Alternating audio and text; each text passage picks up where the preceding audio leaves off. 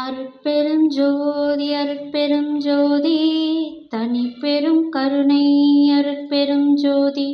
நேர்கள் அனைவருக்கும் வணக்கம். இதுவரை நம்ம சேனலை சப்ஸ்கிரைப் பண்ணாதவங்க மறக்காமல் சப்ஸ்கிரைப் பண்ணுங்கள். பக்கத்தில் இருக்க பெல் பட்டனை கிளிக் பண்ணுங்கள். ஆல் என்ற ஆப்ஷனை கிளிக் பண்ணுங்கள். நம்ம பப்ளிஷ் பண்ணுற ஒவ்வொரு வீடியோவும் நோட்டிஃபிகேஷனாக வரும். உங்களுக்கு நேரம் கிடைக்கும்போது நம்ம பதிவை பார்த்து தெரிஞ்சுக்கலாம். நமது நேயர்கள் அனைவரும் நமது ஒவ்வொரு பதிவையும் உங்களுக்கு தெரிந்த உற்றார், உறவினர், நண்பர்கள் மற்றும் சுற்றத்தார் அனைவருக்கும் பகிர்வோம்.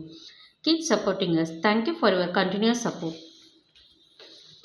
இன்றைக்கு நாம் பார்க்க போகும் பதிவு மார்கழி மாதத்தின் 15ஆம் நாளான இன்று ஆண்டாளின் திருப்பாவை பாசுரத்தின் 15ஆம் பாடலையும் அதன் விளக்கத்தையும் இனி நாம் காணலாம். சூடி கொடுத்த சுடற்கொடி தொல்பாவை பாடி அருளவல்ல பல்வளையை நாடினி வேங்கடவருக்கு என்னை விதியென்ற இம்மாற்றம் நாங்கடவா வண்ணமே நல்க. அதாவது பூமாலைகளை முதலில் நீ அணிந்து அழகு பார்த்த பிறகு ஸ்ரீவில்லிபுத்தூரில் உள்ள இறைவனுக்கு கொடுத்த ஒளி வீசும் கொடி போன்றவளே, பழமையான பாவை நோன்பு கூறிய பாசுரங்களை பாடி அருளியவளே, பல வளையல்களை அணிந்தவளே, திருவேங்கடத்தில் கோயில் கொண்டுள்ள இறைவனுக்கு என்னை தருக என்று நீ ஆராய்ந்து கூறினாய். நீ கூறிய சொல்லை நாங்கள் மீறாது பாவை நோன்பு நோக்க அருள் புரிவாயாக என்று கூறி திருப்பாவை பாசுரத்தின் 15ஆம் பாடலை இனி நாம் காணலாம். இல்லை இளங்கிளியே இன்னும் உறங்குதியோ சில்லெண்டலையே மின் நங்கை மீர் போதற்கின்றேன் வல்லை உன் கட்டுரைகள் பண்டே உன் வாயறிதும் வள்ளீர்கள் நீங்களே நானேதானாயிடுக. ஒல்லை நீ போதாய் உனக்கென்ன வேறுடையாய் எல்லாரும் போந்தாரோ போந்தார் போந்தெண்ணிக்கொள் வல்லானே கொண்டானே மாற்றாரே மாற்றளிக்க வல்லானே மாயனே பாடேலோரெம்பாவாய். துயிலெழுப்ப வந்த பெண்கள், ஏனடி இளமையான கிளி போன்ற பெண்ணே, இன்னுமா உறங்குகிறாய்? நாங்கள் எல்லாம் உனக்காக எவ்வளவு நேரம் காத்திருக்கிறோம், இப்படியெல்லாம் அழைத்தும் உறங்குகிறாயே என்று சற்று கடுமையாகவே தோழிகள் அவளை அழைத்தனர்.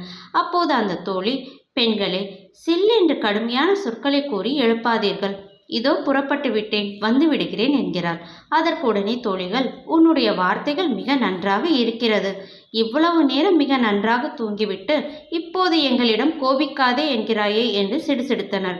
அப்போது அவள், சரி சரி, எனக்கு பேச தெரியவில்லை, நீங்களே பேச்சில் வலிமையும் திறமையும் உள்ளவர்கள், நான் ஏமாற்றுக்காரியாக இருந்துவிட்டு போகிறேன் என்கிறாள்.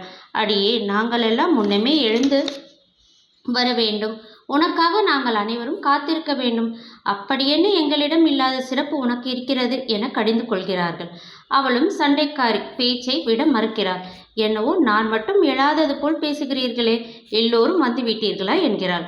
தோழிகள் அவளிடம், நீயே வெளியே வந்து இங்கிருப்போரை எண்ணி பார்த்துக்கொள், வலிமையான குவலையா பீடம் என்னும் யானையை கொண்டவன் கண்ணன், தீயவர்களை அழிக்கக்கூடிய ஆற்றல் பெற்றவன் அவன், மாய செயல்கள் செய்பவன், அவனை நினைத்து பாடி பாவை நோன்பு நோக்க விரைந்து வருவாயாக. இதுவே திருப்பாவை 15ஆம் பாசுரத்தின் பொருளாகும். பெண்களுக்கு பேச கற்றுத்தரவா வேண்டும்?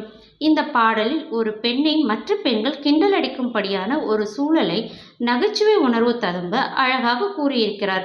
இந்த பாடலுடன் தோழியை எழுப்பும் படலம் முடிந்து விடுகிறது. இனி நாம் நாளை அடுத்த பதிவில் ஆண்டாளின் திருப்பாவை பாசுரத்தின் 16ஆம் பாசுரத்தையும் அதன் விளக்கத்தையும் நாம் காணலாம்.